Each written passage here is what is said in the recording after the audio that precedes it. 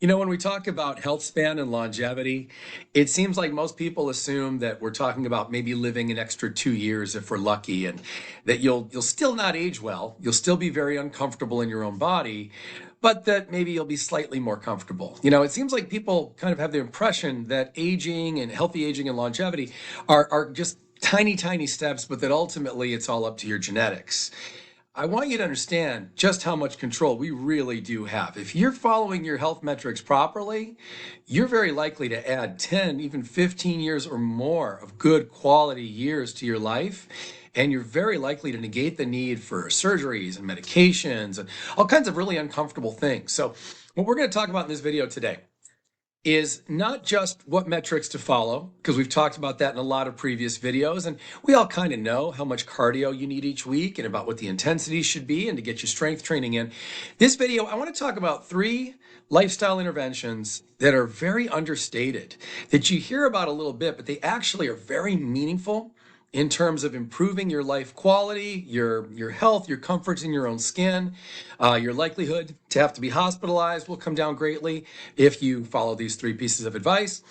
And at the same time, they're going to improve your longevity. They're likely to really lead to things that are going to make your physiology a whole lot better and let you live a whole lot longer. So I'm going to get into them in just a second, but first, please be sure to like and subscribe so you get more videos like this and you support the channel.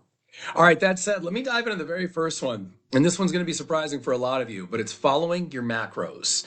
Now, first, let me describe what that means, because that's not very self-descriptive. Macros is short for macronutrients. And when we say follow your macros or your macronutrients, really what we're saying is reach the optimal amount of proteins, carbs, and fats every day for your body, for your size, for your activity levels, your workouts, etc. That's really what we're talking about.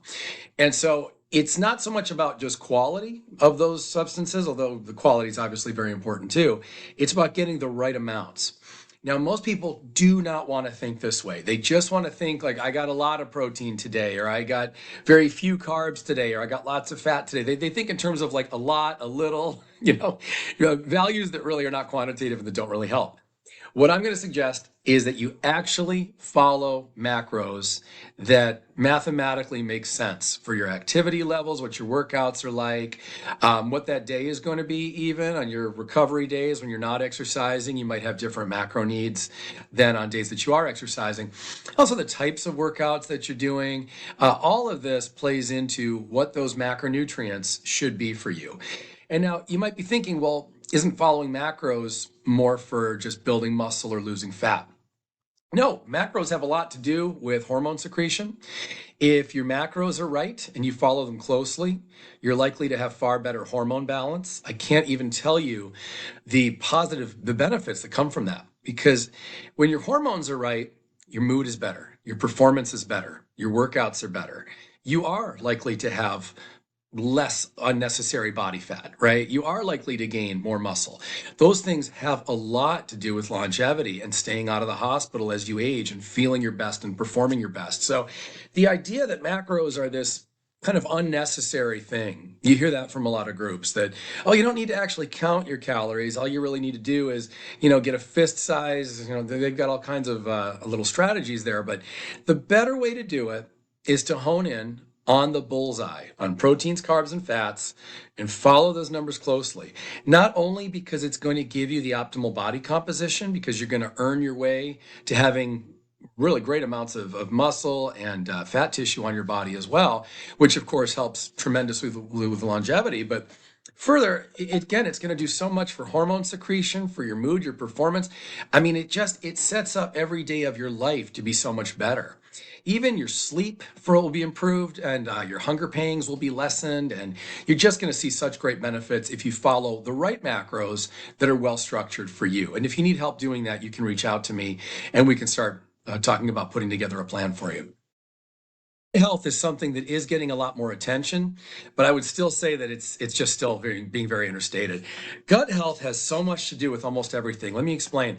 So the quality of your body's ability basically to break down protein into amino acids, right? And to break down your carbohydrates into glucose and to break down your fats. Your body's ability to do that really all relies on the health of your gut.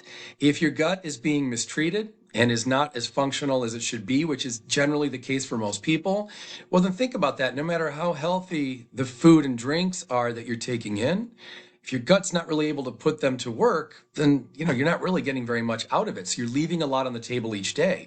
Most people do this.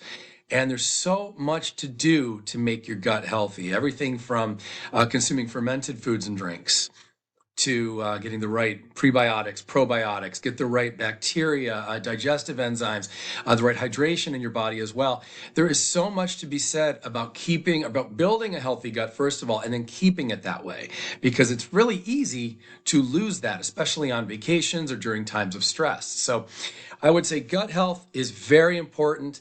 Once again, that one is going to help you with muscle building and fat loss. You can have the right body composition, which we know is a huge factor in longevity. I mean, absolutely huge.